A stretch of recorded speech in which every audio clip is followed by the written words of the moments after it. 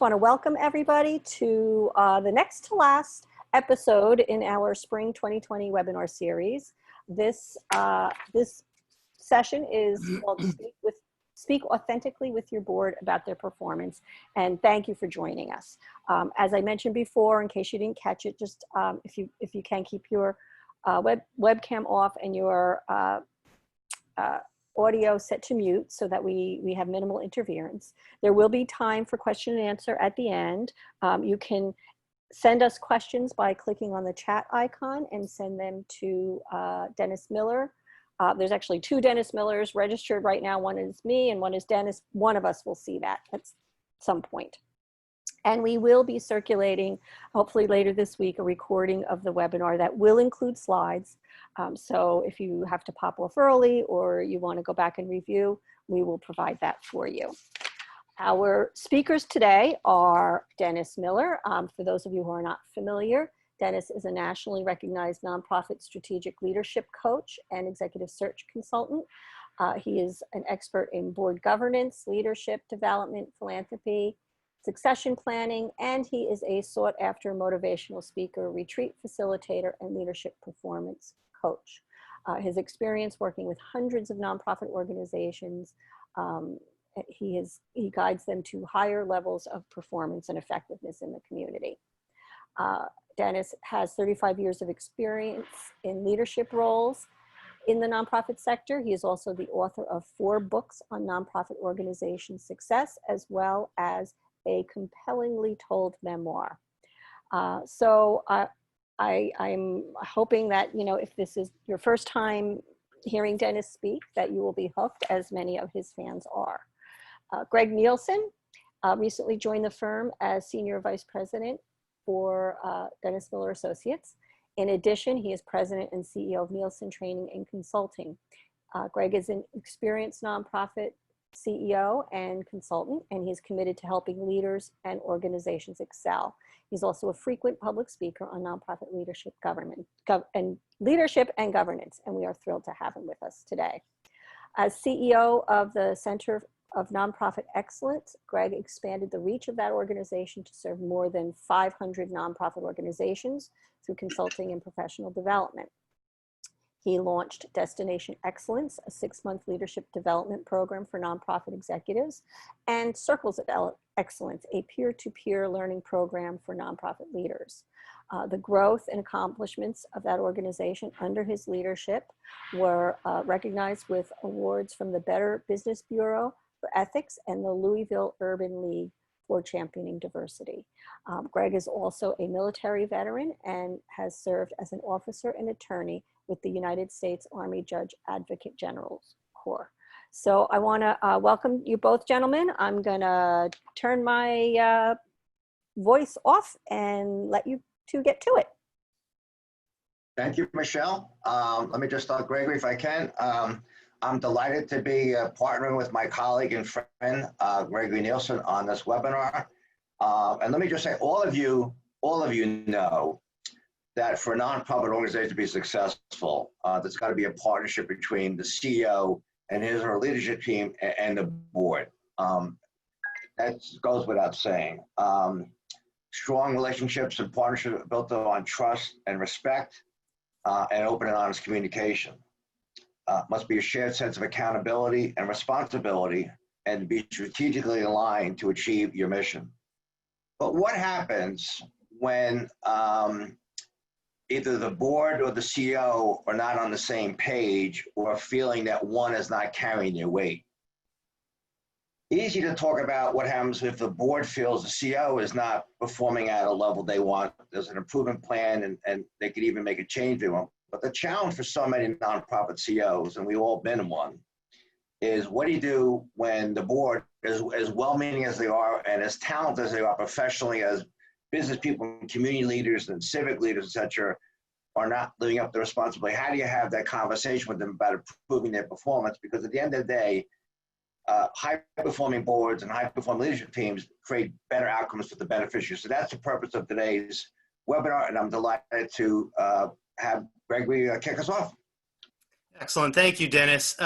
Just a few words before we begin. When your boards are composed of individuals who have a desire to serve because of the mission. But performance is difficult for all nonprofit organizations. So when Dennis first approached me and we discussed this topic, it was important to me, and Dennis agreed, that we come to this with a fair amount of humility as well. Because board governance is difficult, having conversations with volunteer board members about their performance is difficult. So I think we've all been a part of webinars, particularly over the past couple of months, where consultants or leaders or trainers or others have told you, as nonprofit executives, this is what you have to do, or these are the 5 things that you should do. We're going to be talking a little bit about high-performing boards and how to have difficult conversations. But this is also a conversation. So we want to hear from you. We want to learn from you as well. So as Michelle said in the intro, I encourage you to use the chat feature. Let's make this a conversation that begins today, but doesn't necessarily have to end today. So as we think about the webinars, we think about our next period of time together. We're going to be talking about the habits of a highly effective board. So before we can discuss a board that may not be living up to our expectations, let's come to a common understanding of what a highly effective board looks like. What are the types of habits that they have? Then we'll talk a little bit about some common performance challenges. So I know, having been a nonprofit executive, that sometimes the temptation is to think that your board is an outlier, to think that the performance challenges that you are experiencing as a nonprofit executive must be unique to your board. And I can tell you, having worked with countless nonprofit boards, that's not the case. There are common performance challenges that many, if not most, boards struggle with. So we'll talk about that. Why is board performance difficult to discuss?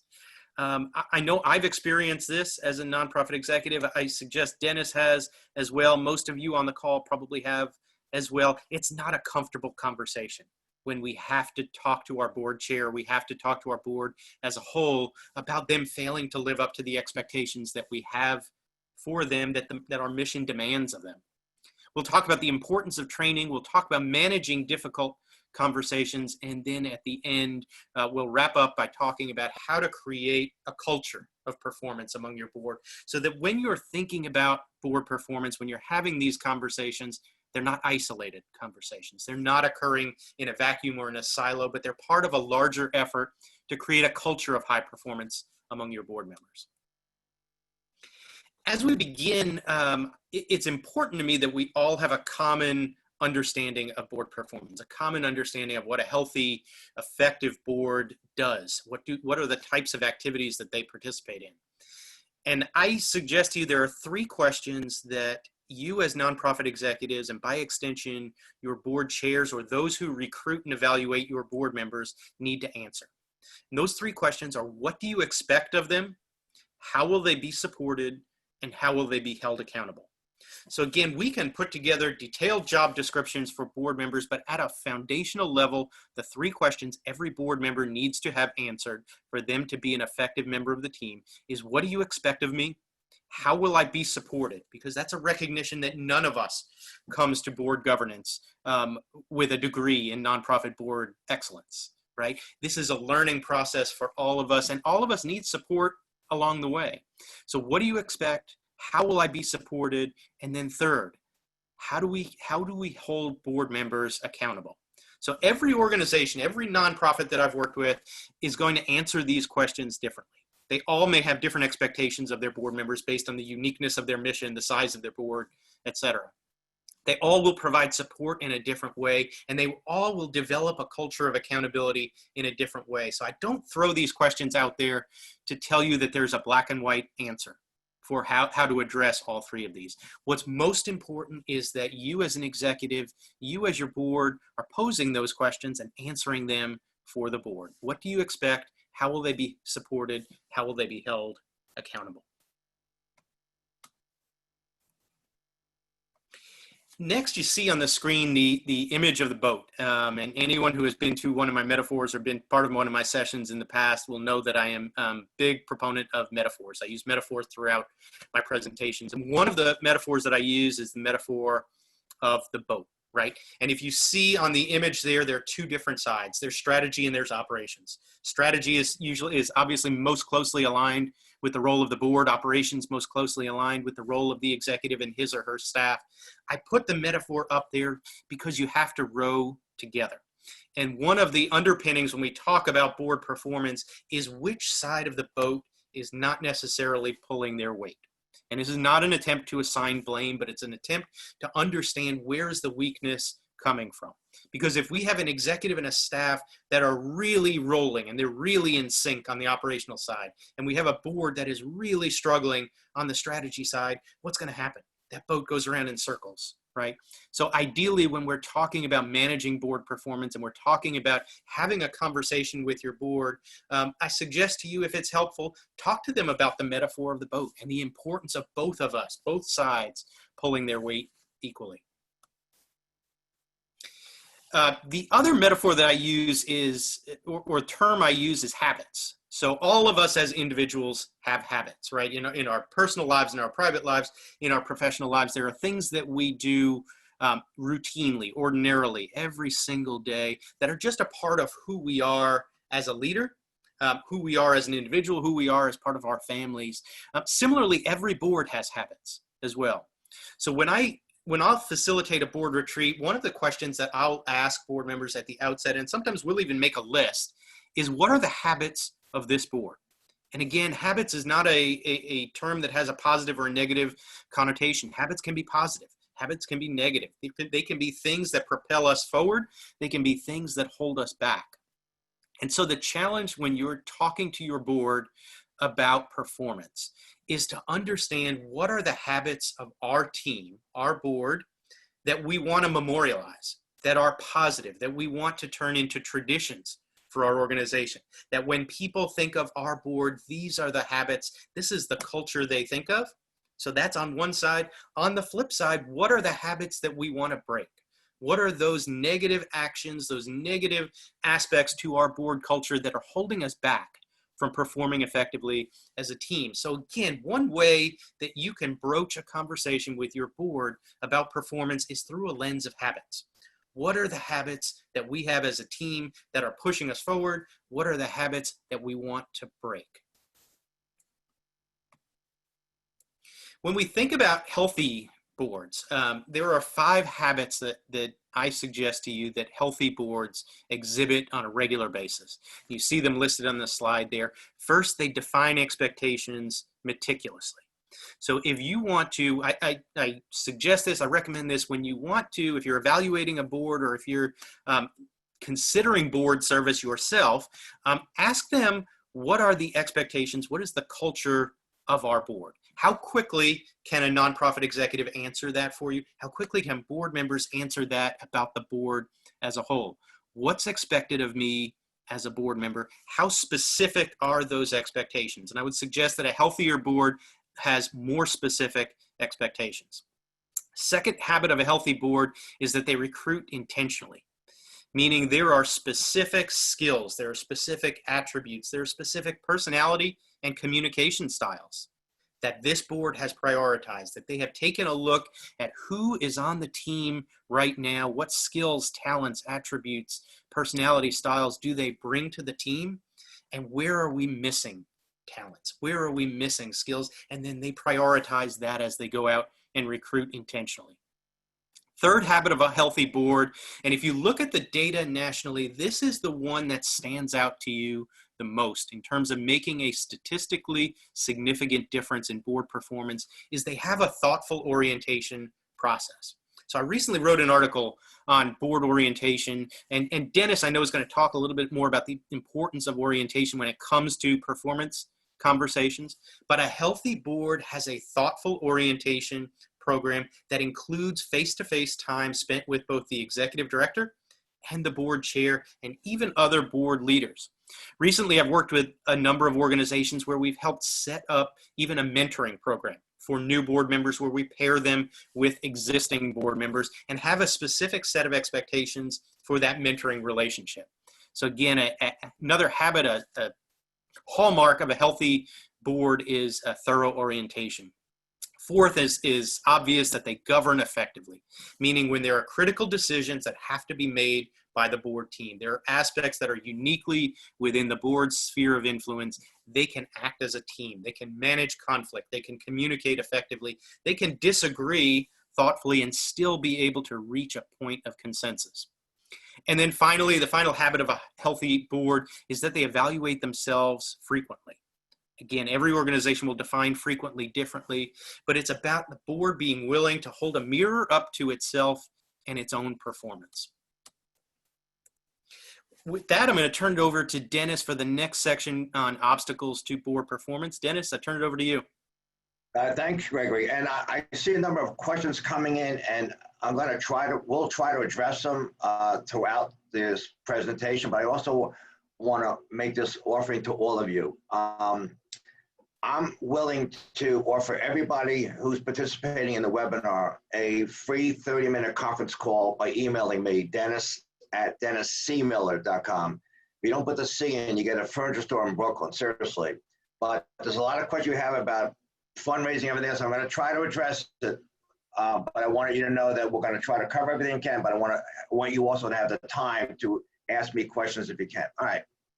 So Gregory just mentioned sort of the common habits of high-performing boards that you'd want in. So I'm going to touch upon briefly the common obstacles. The first one, I mean, I have been in business for, I don't want to say 40 years, but I've had my firm for 16 years working for nonprofit boards around the country, representing probably 400, and Gregory as well, for well over a dozen or more. And before that, I was a CEO and corporate officer for 25 years in the medical business. So I kind of worked with a lot of boards, chaired boards, been on boards. In the work that I do with boards, one of the common issues that people bring up to me is a failure to engage the board.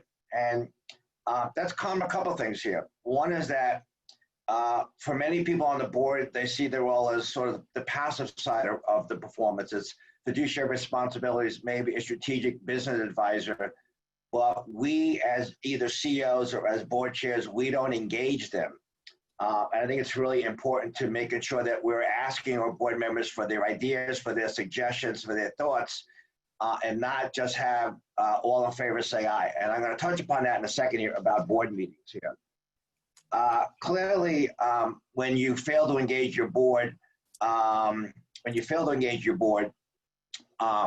they don't feel it's meaningful experience for themselves here and fulfilling here. And again, I see the questions coming. I'm going to try to address this. The one body theory of recruitment is a little bit of play on words here. So sometimes we're happy to have anybody, and that so we're just delighted that they have someone, let alone asking someone what their expectations are going to be, what their performance expectations are going to be, what their reappointment criteria is. So sometimes we're happy to have somebody. We don't even care how well they perform. Little joke I always use about the issue of a common obstacle is a failure to reappoint with criteria. And so I use poor Fred here. And nobody in particular, I hope if there's a Fred on the call, it's not meant to him. But sometimes it's like, Fred hasn't performed well, but because his wife and my wife are friends or play mahjong together or go to church or whatever, we reappoint Fred, and then you know what happened. Fred's appointment still stinks. Another obstacle is, for a lot of organizations, is just the inability to select a chair. And we cover these issues in depth and all the other work we do. It's free stuff on our website here. So, but a lot of people have an inability to select a chair. And part of that is because when they recruit people, they don't recruit for leadership. And they recruit for specific skills, but not leadership. A big obstacle that I've experienced is the inner and outer board, and that's really related to the overuse of an executive committee. I won't mention, but one of the clients I work with is an internationally well-known organization, and I remember one day going to a board meeting for the first time at this large hotel in the New York City area, and everybody was waiting to go in the meeting. I said, what's holding everybody up? I said, well, they're having the executive meeting first. And I see that so many organizations, far too many, overuse the executive committee to the point that the executive committee should not be making decisions on behalf of the board unless it's an urgent emergency issue and the board can't wait. The two roles for the executive committee are to be used as a sounding board for an issue that before you want to bring it to the board. It could be the CEO, it could be the board chair, anybody. You want to talk about a merger and acquisition, a new initiative, something that you want to get a feeling about. That's one reason. And the other reason is obviously you want to have, you need to prove a bank resolution. You need to prove something. The board can't wait till the end of the month, so that's it. But too many organizations exclusively use the executive to make decisions, then the other people say, what am I, chopped liver? Move, Greg. Next slide, Greg. Okay, so clearly not dealing honestly with performance issues either way. Poorly run board meetings. I have a rule, I call the 50% rule. And I want to make sure I'm clear on this, and we're all clear, is that, you know, the millions and millions of people that serve on your board as volunteers are fabulous people. In our discussion and our work, we're not critical of anybody. We're not blaming anybody. I want to make it clear, this is not a critical analysis here. They're great people, but as we'll talk about, there's very little training other than maybe an orientation period. But board meetings can be very boring. And then you wonder why you can't get a quorum. You wonder why people don't get involved. You wonder why people don't contribute to you. I would suggest a 50% rule, which is this. At every board meeting, on average, some may be more, some may be less, on average, 50% of your agenda should be talking about a strategic issue that you're addressing today or will have to address as a challenge tomorrow. So could you imagine starting off a meeting with all in favor, approve the minutes of the last meeting? Today we're going to talk about what's the impact we're having in our community, or what value do we bring to our community. Have a discussion that is more than just all in favor, say aye, and hitting committee reports. We all know the importance of good committee structure and good committee reports and the work of the board. But if that's the only thing you have your board meetings about, they're not going to be run well. So they need communication. You've all know this. You hear it loud and clear. No one ever told me. Two big things are really important here. The non-alignment of organizational vision and goals with committee structure. I wrote a book years ago called The Power of Strategic Alignment. But what I mean by that is that you all know when, if your car is out of alignment, it's going to not drive as well. The tires may wear out. If your body and mind is out of alignment, you might need to go have yoga, physical therapy, see a therapist, whatever. But too often, unfortunately, most nonprofit organizations are out of alignment. They're not in alignment behind a vision. And too often, nonprofits don't have a clear, compelling vision. They have a mission statement only here. So you have to align everybody, and that is how you achieve success. And that's a common obstacle performance is non-alignment. Could you imagine people in a college crew team, everybody rowing in a different direction? That's a problem. So this is the one about, you're raising a lot of questions about philanthropy, and we may not be able to address it in the time period today, but I'm going to give it a start here. Yes, most board members would rather stick pins in their eyes and have a root canal to raise money. And we have unrealistic expectations of board members with raising money. Now, I have been fortunate to have, as a CEO and a board chair, to raise millions of dollars. And so this, I can speak from experience here. Our board members, I would not be, other than for sponsorships, I think you need a tri-partnership. You need a partnership between the CEO and his or her role as being the chief relationship officer, the chief salesperson, the chief branding officer in the community, hopefully the chief solicitor. I want my board to be my ambassador, but here's what I want my board to do. I want my board to help me identify 3 to 5 in a year, either individuals, families, corporations, or foundations, that they will take responsibility for to help us cultivate a relationship. I don't want them necessarily asking for money because then they don't know how to ask. They're not trained. They're going to ask for too little or accept too little here. And so the big issue with board members is that we think of fundraising as a transaction. It's like the beggar in front of the Port Authority selling pencil from a tin cup. We need to move away from people giving to distress or because we our needs.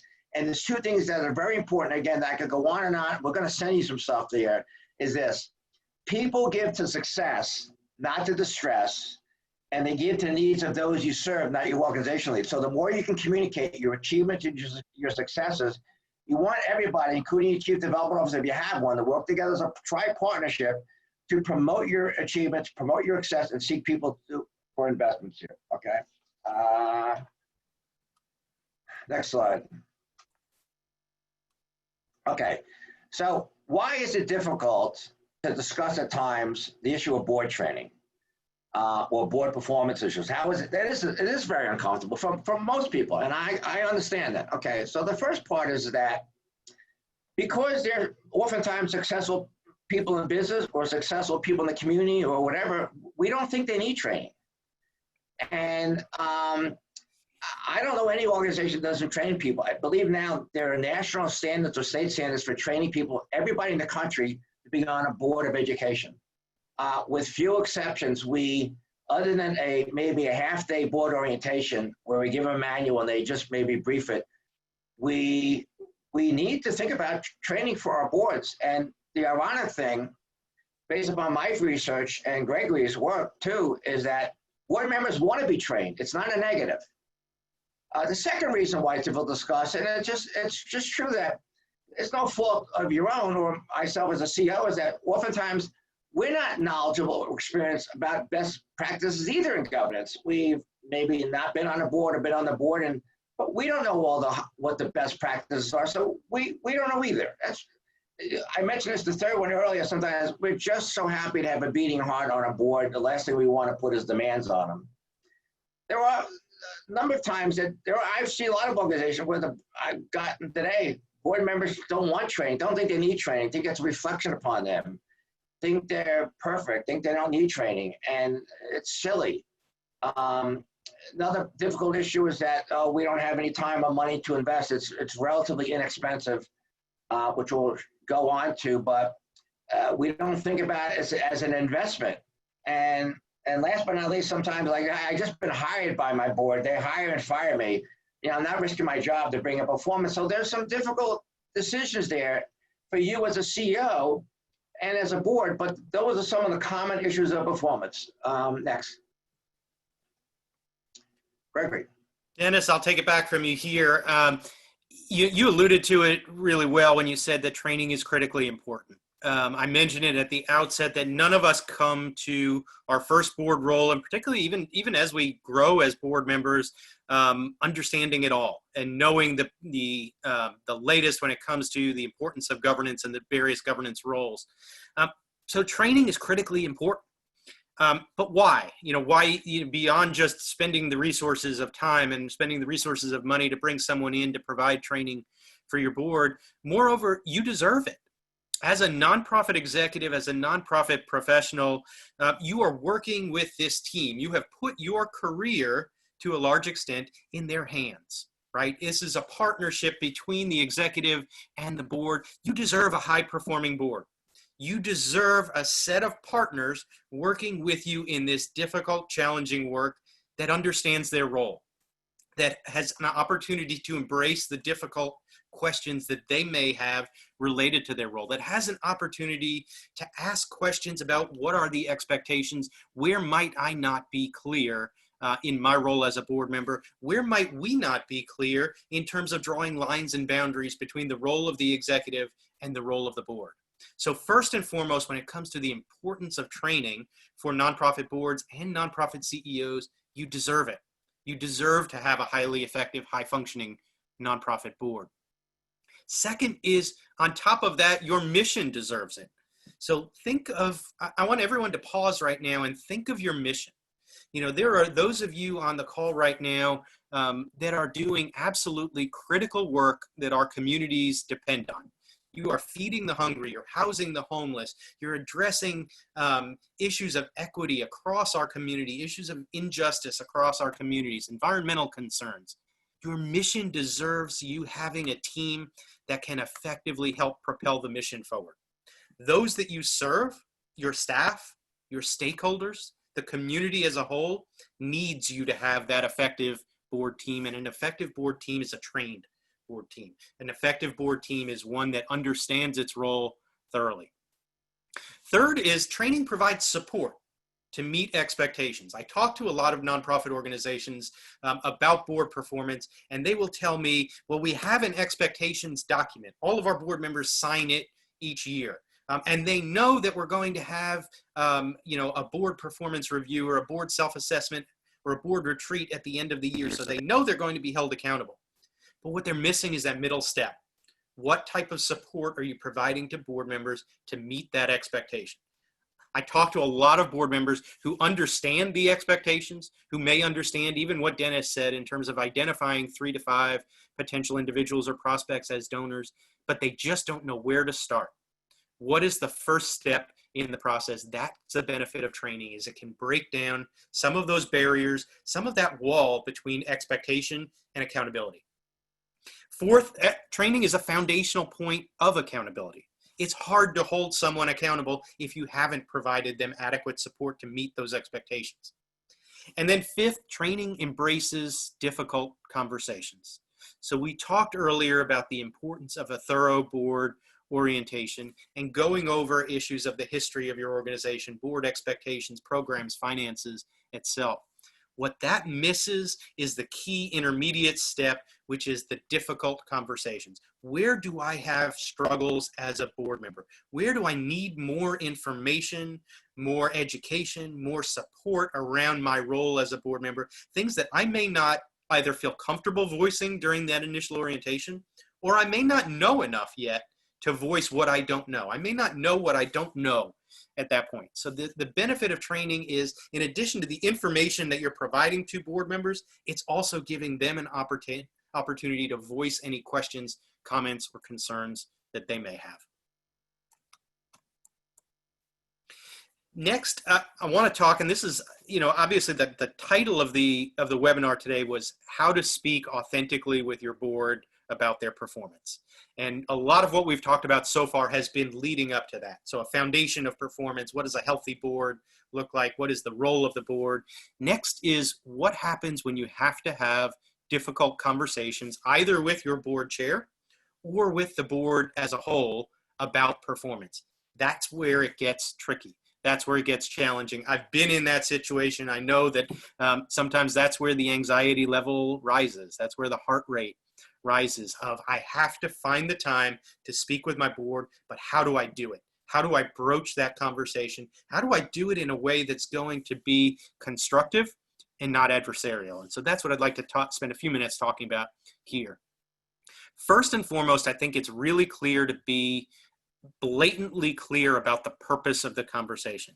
So and I'll use the example of having to have a conversation with the board chair about the performance of the board. Be crystal clear.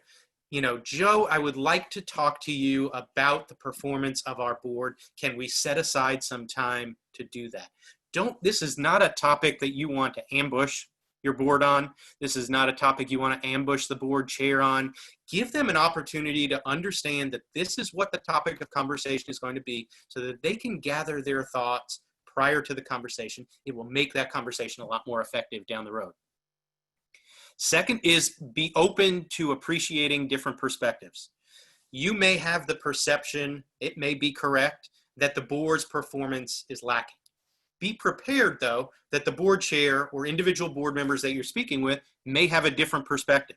They may see that there are things that either you are not providing as the executive, or the board chair is not providing, or the staff is not providing. So be open to different perspectives. Try to avoid that defensive posture that too often all of us fall into. Third is in talking about performance, focus on the impact on the board team and the mission.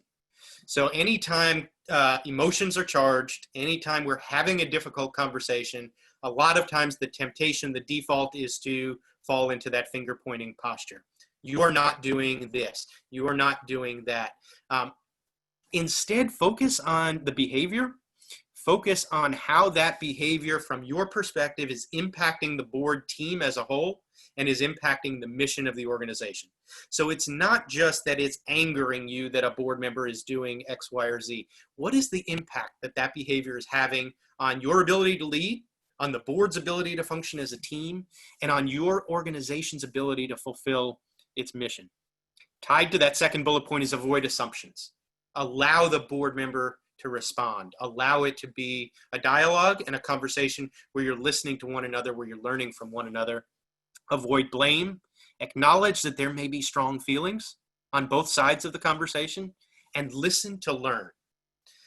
Sometimes the most critical thing that we can do in any of these conversations with a board member is simply be silent. So once we have set the framework, once we have articulated what is the concern that we have and its impact on the board and on the mission, sometimes the most important thing we can do next is simply be silent and be comfortable with the silence. Allow the other person to respond, allow them to formulate their thoughts, any questions, comments, or concerns that they may have, and then listen with an open mind and an open heart to learn. The next, and this is more of a nuts and bolts of managing that critical conversation, is ask for time with your board member and make sure that it's a defined period of time. A lot of times, and I've been guilty of this myself, we minimize the importance of the conversation right off the bat. We say, hey, Jane, can I grab you for a minute after the board meeting? I just want to let you know something, right? What does that do? That has set an expectation that this is just a quick conversation. You just have a comment and go, right? Rather, ask your board member, whether it's your board chair, the board as a whole, or the board member individually, ask them for some time to have an important conversation that's meaningful to you. Language matters, so you are speaking with your board chair, not to your board. So this is not you dictating, this is not you blaming, this is not an address to the board. This is a conversation, it's a dialogue. Sometimes it may be helpful to script your opening. I know for myself and for other nonprofit leaders that I've coached, sometimes when you're thinking about a critical conversation, whether it's with board, whether it's with staff, a donor, etc., sometimes those initial sentences, those opening lines can be the most difficult to get out, but they can be the most important because they set the tone for everything that's to follow. So if you need to script your opening, if you need to practice that in advance of the conversation, be comfortable doing that. Describe the situation, not the problem. That goes back to talking about the impact on the mission, on the board as a whole. Clearly convey the purpose of the conversation and what is your goal in that conversation. So what is my purpose in bringing this to your attention, and what do I hope comes out of this conversation? Invite a response and a path forward, and then most importantly, at the end, capture any commitments to action. So if your board member, if your board chair commits to doing something, so as board chair, I will speak with the full board, or I will convene the full board within the next 30 days, capture that commitment. Make sure you're both on the same page in terms of the next steps so that the conversation doesn't end there. So that the conversation is really step one of a longer term dialogue. Next couple of slides are a few examples for you. So, just because these conversations can be difficult, I wanted to provide a couple of examples of conversations that capture some of these key points that I just talked about. So, for example, you see here on the slide a conversation between the executive director and the board chair that starts, I would like to talk with you about the role of the chair of the board. I know we want the board to be a strong group. We may see the role of the board chair differently. I want to understand your take on it and what you believe is important. And I also want you to understand what I think is important. I fear that the board is not very engaged right now. I'm worried about keeping existing board members, ensuring that they feel valued, not just because they show up, but get the whole board thinking about some of the bigger issues facing our association. I'm unsure what you're feeling, and I wonder if you're worried about this too. I believe there are things we can do to improve how the board is working, both in planning our meetings and how board members participate. So again, there's nothing magical about the words here. I'm not saying that you need to script exactly this. I just wanted to provide an example, and you see it on the next slide as well, of a conversation between an executive director and a board chair, and an executive director and a board, of just how to integrate some of the various elements that we've just talked about. Again, you'll be provided these slides, so don't worry about taking notes here if there's particular language that you're wanting to capture. Next, I'll turn it back over to Dennis for more information about creating a culture of performance. Thank you, Gregory. A couple of things here. Before I talk about this, there's two things that kind of come to my mind here. And again, we have, there's tons of stuff on our websites, on Gregory's website and my own. I would encourage you to look at it, and a lot of stuff for free here. But one of the things I want to just focus on now, because a lot of you are asking questions about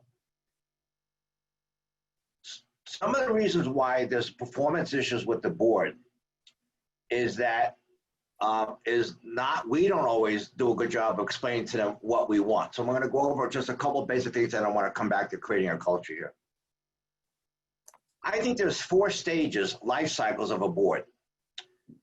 There's a founding board. Now, this is not going to be on the PowerPoint, but this will be on the recording. There's a founding board. Everybody knows what a founding board is. Someone starts an organization, they start a school, a hospital, a church, whatever, for whatever reason, and then eventually they hire someone to do the work, and they move on. And sometimes there's the founder can't let go of control, so we have to deal with the founding syndrome. Number 2 stage is the legal responsibilities of boards. In order to have a nonprofit organization, you must legally have a board. And so that's the major role that most board members take themselves as fiduciary responsibility. And that remains regardless of whether you're 100 years old or 10 years old or 10 months old. And boards evolve to a 3rd stage of being a strategic business advisor. Everybody has a business plan like a corporation. Everybody has a strategic plan. But the 4th stage of board governance is where things really happen well. It's when your board is really engaged. They find it meaningful. They find it fulfilling. They want to help you seek investments for your organization. That's when the board functions as leadership, governance as leadership. It's not being the micromanaging. It's not running your organization, but it's a partnership. And I thought about this way because in a couple weeks, this is personal, but it's important to relate to this. I'm about to celebrate my 39th wedding anniversary. God help my wife, but 39 years. And so I know there was no training module when I got married. And it takes a lot of work and conversation with each other over the years. And I can give you the handout, the PowerPoint, and my wife gave me the 50 things that I needed to do differently. I can guarantee you that, okay? But just as it is in a marriage, it takes a conversation. You can't imagine wanting to improve your marriage or your relationship with anybody and not having a conversation. But you also have an idea of what it means to have a good marriage or good relationship. It's the same with your board. I want to emphasize, they're fabulous people. I mean, they're fabulous, okay? But we all need to. If we're really going to have an impact in our world, in our global environment, and in our country, and everybody knows right now, we need to change the way this country works, the world operates, more equity, equality, etc. We all know this, what's going on there. The biggest impact, positive impact we can have in our country right now is to the nonprofit sector. Because they're the ones, you are the ones making a difference in the life of others here. So part of the way we do this is, yes, we got to learn, and we'll get into it in a second yet. We got to learn what best performance means, what we expect from each other. That's a part of it. We can have unrealistic expectations of people too, which I think we can at times. But you want to create this culture of performance, okay? The solution is when a CEO and a board chair, particularly the board and CEO, feel a sense of partnership.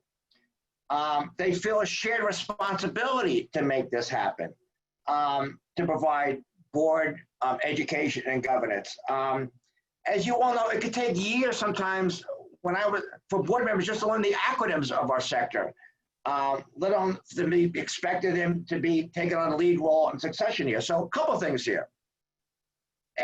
Approach your board performance and board education, board governance in combination with your leadership team. So just as you may have an organization-wide leadership development program, have an organization-wide board governance and leadership program. Have the board involved in this. That's kind of a must here. Okay. Number 2, it's not just a one-time thing, but it's a year-round board professional development program.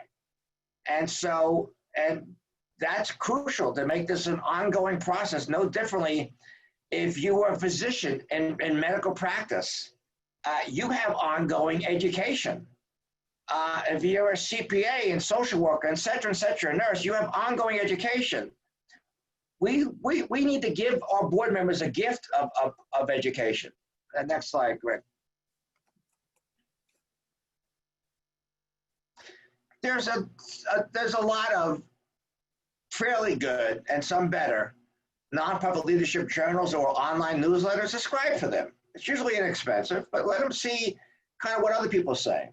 If there's a new book that comes out on governance, and we're going to recommend one or two for you with the information that comes out of here. But if it's really good, buy a book for somebody. Invite someone to occasionally speak at your board meetings. Okay, if you're having an annual retreat, include an aspect of retreat of board education. When the work that Gregory and I and my whole team, when we do, whether it's a strategic plan or leadership coaching or executive search, we spend a lot of time to get to the organization about where it's at, but you can't exclude governance. So there's a lot of things that you can do to create this kind of culture. And next slide, Gregory. Again, invite your board members to free webinars. Nowadays there's lots of them, but our webinars and others. Purchase for your members an online training program. We'll mention that in a brief second here, but invite your leaders, like your board leaders, to join you at perhaps an annual conference, so they can see when they can see that someone else is doing it. And one of the things that why Gregory and I and others on my team, Joe Duffy, Susan Hastert, Michelle, etc., get hired, is it's good sometimes to have an outside person bring in discussion. It's not political, and that can help you here. I don't know if my wife would point to someone else's marriage and say, look at him, but my point seriously is that there's a lot of ways that we as CEOs, though, we have to take our own ownership. We have to take our own responsibility to help create this culture. It's kind of ironic that the board hires and fires you and us as CEOs, but at the same time, it's equally our responsibility to help grow and build the board. And so those are some of the things that we can. Now, I know there's a lot of questions here. We're going to try to address them as we can. But I hope that this is some ideas of what's expected. And I'm going to ask Gregory right now to give some parting tips. Gregory? Sounds good. Thank you, Dennis. I appreciate it. As we wrap up, and I do want to leave some time for questions, so I will go through this quickly. A couple of parting tips of things that we've talked about today. Establish a solid performance foundation. So the beginning of talking to your board about performance is obviously taking a look and seeing what is the foundation on which this conversation is built. How strong is our board performance foundation right now? Think back to those habits. Every board has habits. If you take nothing else away from at least what I've said today, keep in mind that every board does have habits. Which are the habits that you want to memorialize into traditions? Which are the habits that you need your board to break? Healthy boards embrace the 5 habits that we talked about. Understand your performance obstacles. So think through, as a board team, as a leadership team, what is it that may be getting in the way of our board reaching its potential?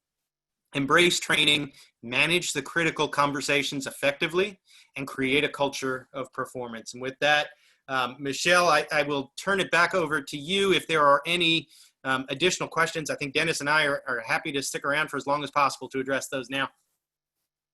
Yeah, we got a lot of questions. Michelle, you want to start with what? Michelle? Before we get to questions, I just want to do our little public service announcements. Okay.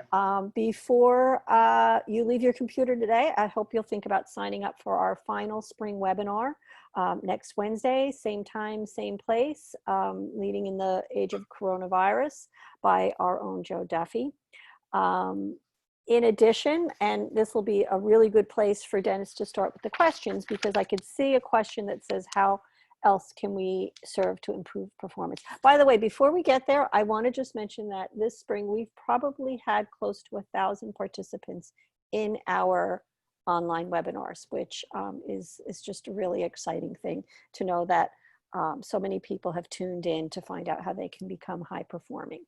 So Michelle, before we move on, can we make arrangements that everybody, this is the 5th of our 6 webinar series for this spring or early summer. Can we make sure that everybody has access? I think they can go to my website, right, to get access to all the webinars, and is that true? I don't know if we have all of the webinars posted, but I think what I'll do is after next week, I will send all videos to all participants of every webinar. I think that will be a good thing to do. Okay. Okay. So And they can also visit your YouTube channel, and I can include that link as well, because that's where they all live. Let's take as many questions as we can, please. Okay, well, the first question, Greg, if you want to go to the next slide, I think this will tie in perfectly to this question, because someone is asking, how else can we serve to improve performance? All right, I'm going to just address this. This I did not want, and I'm serious, this is our webinars are intention to educate and contribute, not salesy. But I created 2 online courses. How to become a high-performing nonprofit board and how to become a high-performing nonprofit leadership team. Each course itself is about an hour in length, but is meant to be worked on and taking all the content. There's a lot of content over a period of 6 months. The course itself is $299 a month for 6 months, up to 25 people, so it's like $12 a person. We're going to offer you the first 2 months free, and Michelle will send that information out to you. But you can take these courses in your home, in your office, on your mobile app, and it covers everything that deals with boards and philanthropy, the mindset of board recruitment, board behavior, board's role in strategic planning, the board succession planning, emotional intelligence on the leadership side, collaboration, a whole range of stuff here. So I want to focus right now, Michelle. I want to try to address these questions. This stuff we can send out to people. So let's move to some questions if we can. Here's a question that kind of follows from that. Approaching board training as you would leadership training is a good idea, but what do you do when agency-wide there is not much attention given to staff training? And I'm going to give this as a 2-part. And how do you convince an elected board with high turnover to commit to professional development? So I think those questions have a lot in common about helping people understand how valuable training can be. Well, Greg, let me just jump in this one, and you can follow me up if you don't mind here. A couple of things. Staff training and training overall is relatively inexpensive. There's information that are on my website and maybe Greg's, but you can have staff training throughout and have your own employees become mentors. But I will be happy to, if anybody emails me, dennis@denniscmo.com, I will send to you information about how to create your own staff leadership development program. That's one thing. What was the next question, Michelle? Oh, elected officials is tough. When you have a board that's been appointed by an elected official or elected officials, it's really difficult because they've been assigned the board because of the governor or the mayor or a county official. And that's very challenging. It is challenging, okay? However, regardless of how they're appointed to the board, there is a responsibility there. But I emphasize that's the CEO discussion with a board chair to have as best as he or she can. It's a difficult challenge, and I get it. And they're there because they've been appointed and for sometimes political or self-interest reasons here. That is probably the most challenging. But again, I think most people want to do the right thing. And at the bottom line is this here. On the bottom line is this here. At the end of the day, why Gregory and I and my team, why do we emphasize high-performing leadership, high-performing boards? Because those that we serve, whether in the behavioral healthcare field, children and family, developed disabilities, education, criminal justice, whatever, those we serve do better when our boards perform better. It's no different than an athletic team, okay? So, Michelle, if we can, I know we have a lot of questions coming in here. And again, I am in the email, will offer anybody, and and join me out with Greg, I will offer anybody a free 30-minute conversation about this specific issue so we can get the larger issues here. So, Michelle, can you address any other particular issues here? At the beginning, there were a couple of questions, and you did cover some of this about fundraising. So someone is asking if board members are not participating financially, they haven't made a contribution, who should have the conversation with them? Yeah, Gregory, you want to deal with that first? You want to jump in on that one, Greg? Okay. Sure, I'll jump on this one. to me, when it comes to expectations, back to those healthy habits, financially supporting the mission of the organization, 100% of the board has to do that, in my view. I have very little leeway when it comes to the board financially supporting the organization. Now, when you get to the issue of amount, that can be different, right? So we want the board to support the mission of the organization, 100% of board members, and make a gift that is financially meaningful for them. So the way I've defined that with some organizations in the past is perhaps each board member commits to making a financial gift that is within the top 3 charitable gifts that they're going to make that particular year. Believe it or not, if you look at the data, if you look at the research, it actually suggests against setting a specific dollar amount per contribution for a board member. So you see a number of boards that have a $500 annual gift expectation or $1,000. The research shows that, number one, that actually leaves money on the table because some board members who may have the capacity to give more than whatever floor you set won't do so and will just use that as a ceiling. And secondly, it may be an obstacle to creating diversity among your board. So that's a long-winded way of saying that I firmly believe that there should be 100% board participation when it comes to the mission of the organization. And how you define that is individual to your organization, but I recommend meaningful gift to the individual. And I want to add to Gregory what Gregory said, because this is for Victoria, for anybody else here. A couple of things. First of all, the discussion about making a contribution sort of started at the board recruitment stage. Too often we don't. We don't have that conversation. And so that's part of the problem here. But here's what my suggestion is. If your board doesn't make a contribution 100%, then why should anybody else give to you? That's a lot of foundations and corporations and individuals. I and my wife will not contribute to someone if you're not contributing. But here's something that I really believe in strongly. I can give you an example. People always ask me, is there a give or get? Some organizations that we work with, and I know they have a certain number, okay?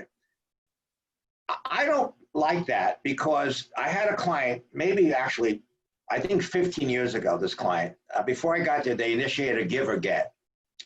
And who was the one person on the board that had to drop off because it literally was the local minister who was most respected person in the community, actually in the county.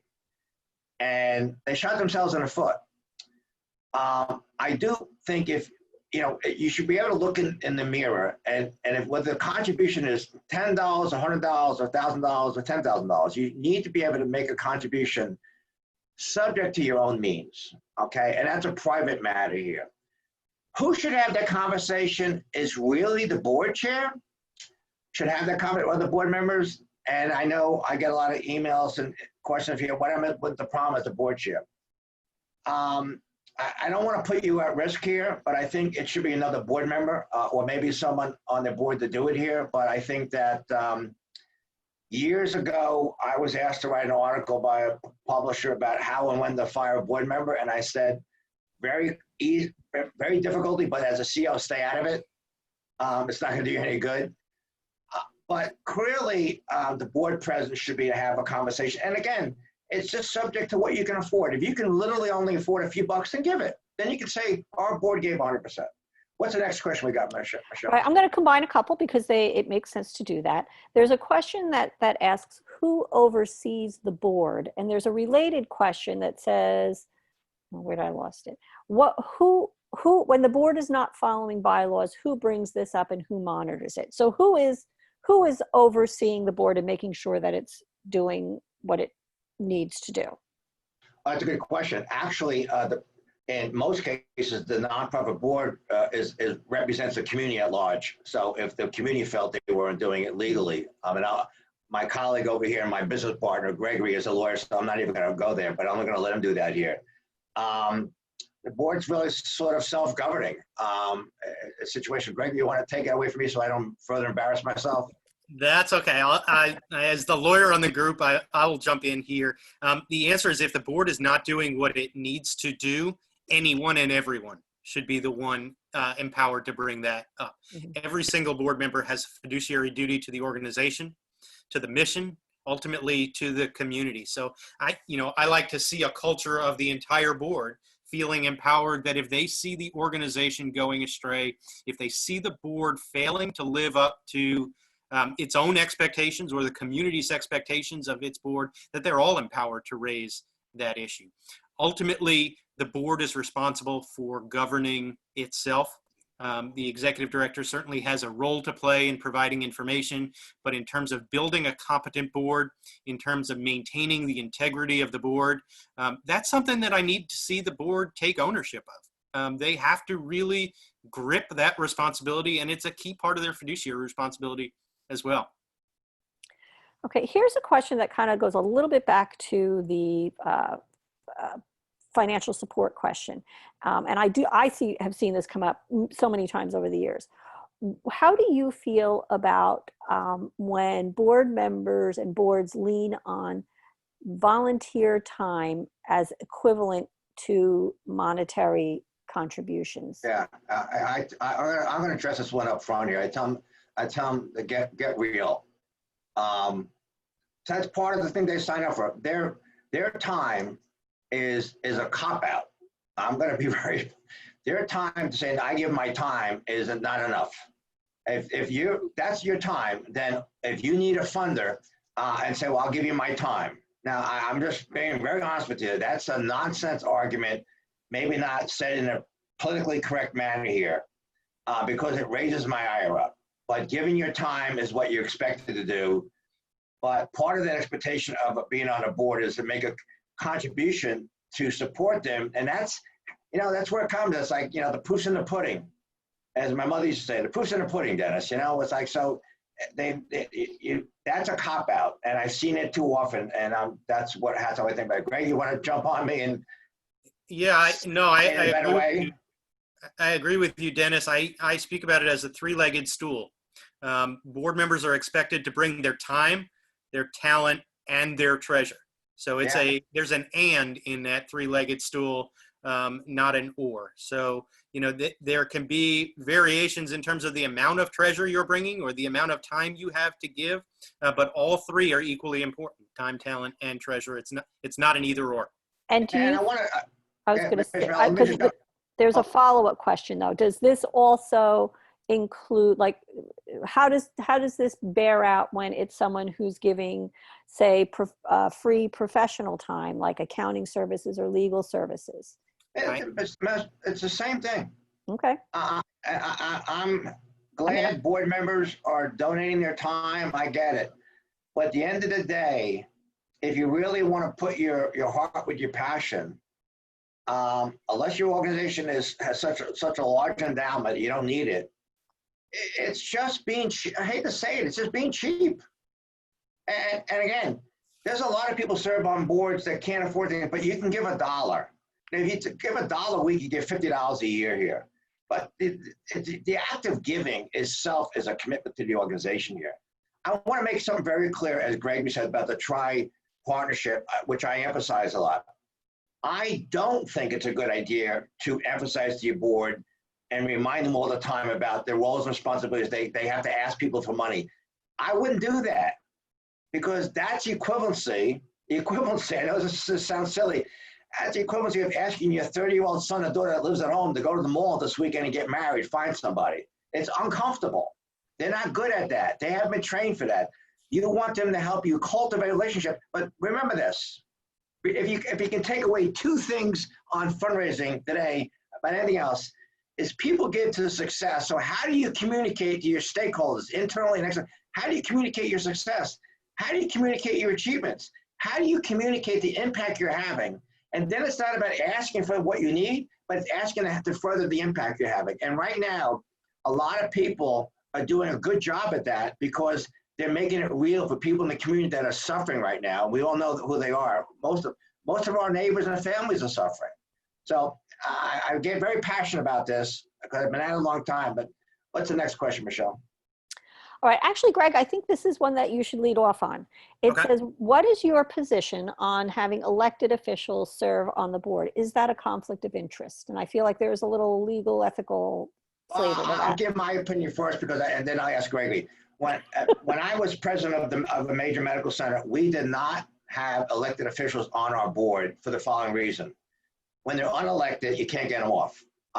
And so we did not have elected officials. Now, I had the wife of a senator on my board, and I get a family member involved on an advisory board, but I do not think it's a good idea overall to have an elected official on your board, because when they're not reelected, it causes a problem. Gregory? I agree with you, Dennis. I think that that's not an ideal situation, to be clear. I think there are some organizations, though, that because of the way the organization is chartered, because of the way they're set up, that some CEOs find themselves in a situation where they don't have a voice on that. They don't have a choice on that. Yeah. And the one thing I would say is that board governance and keeping your board engaged and effective is really difficult work in the best of times, in the best of circumstances. When you add in the element of elected officials, you add in politics or any intermixing there of the duty to the organization versus the duty to the government agency they may represent, I think you have significantly made your role, made your ability to create a high-performing board that much more difficult.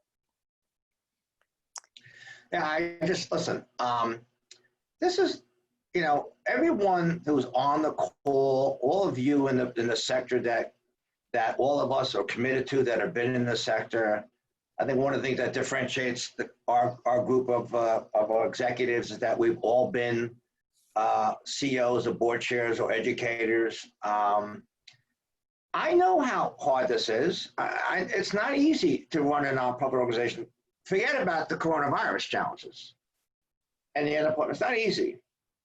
But it is, if you think about it in terms of a sports analogy, if your team doesn't have preseason training, which no one's having right now, your team doesn't have preseason training, they're not going to do well in the season.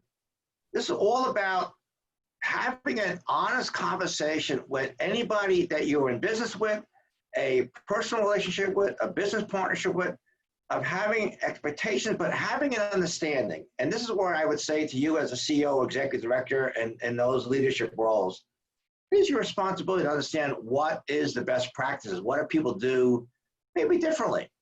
And that is what we hope to be in our courses and our content discuss with you. But today it's an attempt to say, how do we have that conversation? How do we have that conversation when you're a CEO and you're hired and fired, but how do you have a conversation? And we try to hopefully give you some tips and suggestions for that thing here.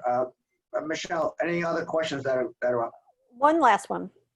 What advice do you have for a new and young CEO dealing with an established board when it comes to performance? It's a pretty one-sided conversation right now.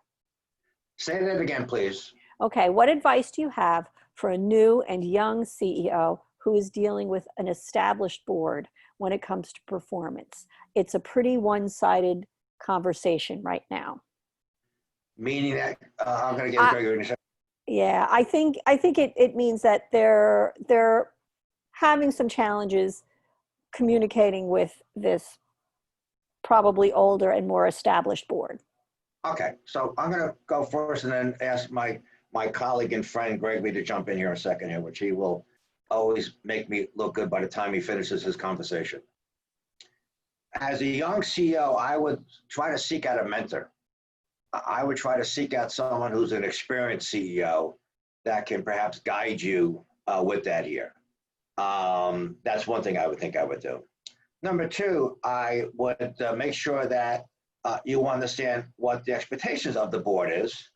And they should be supportive of you. I mean, part of what we do in our recruitment process, and I don't know if you're just young in age, but you've been there a while, but you're young in age, but you just started the organization, there should be an onboarding process that the board and you should have together. Agreement on the key strategic issues for this month or for next month, or for a year or longer term. The key stakeholders you should need to be meeting with, and things like that. And so part of it is having a conversation, and I would start with my board president or board chair, people use those terms interchangeably. I happen to like the word board chair. I happen to like CEO versus president, executive director, but it's water under the bridge. But Greg, additional thoughts from you? Yeah, I love this question. So I could go on for a while on this, but I won't in the interest of time. I was 29 years old when I got my first nonprofit executive position. Had never served in the sector. I did not come up through the ranks as a staff member, and had a lot to learn, right? So this question resonates with me on a number of different levels. And I think, as you said, it does come down to relationship with the board chair. As a new or young executive director, perhaps young in your leadership journey, that partnership with the board chair is going to be absolutely critical to your success. Communicating more frequently rather than less frequently is going to be critical to your success. Being crystal clear with one another about what you need from that person, what you need from the board in terms of support. And this is over and above board expectations. This is me as an executive director. What I need from you as the board chair is I need a weekly call to make sure that we're on the same page. I need to be able to have difficult conversations with you about what I might be struggling with. I need support from you for professional development opportunities that I identify or that you identify that may benefit me. I may also need a coach, right? So I right now I do a lot of coaching for nonprofit executives, and this is a question that comes up often, is how do I have conversations with my board chair in a way that promotes their respect for my leadership, but also clearly communicates what I need from them at that point in time. So this is a far more difficult question, or far more involved question than I can answer in a few minutes, but it resonates with me a lot. So and Michelle, one thing, I'll go out of my way and say this here. I will offer, starting in June to the end of the year, I will offer a free 30-minute conference call mentorship to anybody that wants one as a CEO or executive, anybody, for free. Like Gregory, not as young as that, but I was 38 years old when I became a CEO. I ran a major medical center at the age of 38, which was only a couple of years ago, I think 32 years ago, if I knew my math correctly here. And honestly, I've learned quite a bit over the past, 30 some years here. But here's the good news. There are a lot of people out here, yes, us as a group, but there's a lot of people out there that can help you. And so seek mentorship. It's crucial. I did. It helped me tremendously. Read, ask questions. Don't be embarrassed at all to reach out to people. And don't be ashamed what you don't know, but reach out, because we're all here to help. This is our business, but this is, if you know my life story, this is my way of giving back, okay? And hopefully someday you might want to read Malcolm Fuller's a CEO, and without taking the time here, but I love you all. I mean it sincerely. You're all great. We're here to help, and we're glad that you could join Gregory, Nielsen, and I today. And we look forward to talking to you all soon. And Michelle always likes to put on my books. Michelle, we're gonna. Particularly people. Sorry, we're getting some interference here. I think people are coming off of mute. Yeah, we're gonna send you a lot of stuff in the other books, yeah. not just my book. There's a book I want you to read about governance and leadership. It sounds like someone is crumpling up newspaper or something. Yeah, I know. Unfortunately, I can't unmute the rest of the all right here. So I think it's a good time to wrap up. It's well after 2, and I think people. Gregory, I thank you for participating with me today as a great partner. Gregory started off our webinar series fantastically. Did a great job. I'm very happy for that. And so we look forward to following up with you. And by the way, there's tons. I can't speak for Gregory, but there's tons of free stuff on my website. Tons of free articles, blogs, webinars. Please take advantage of it. I thank you all very much. Over now. Thanks, Gregory. Thanks, Greg. And thanks, everyone.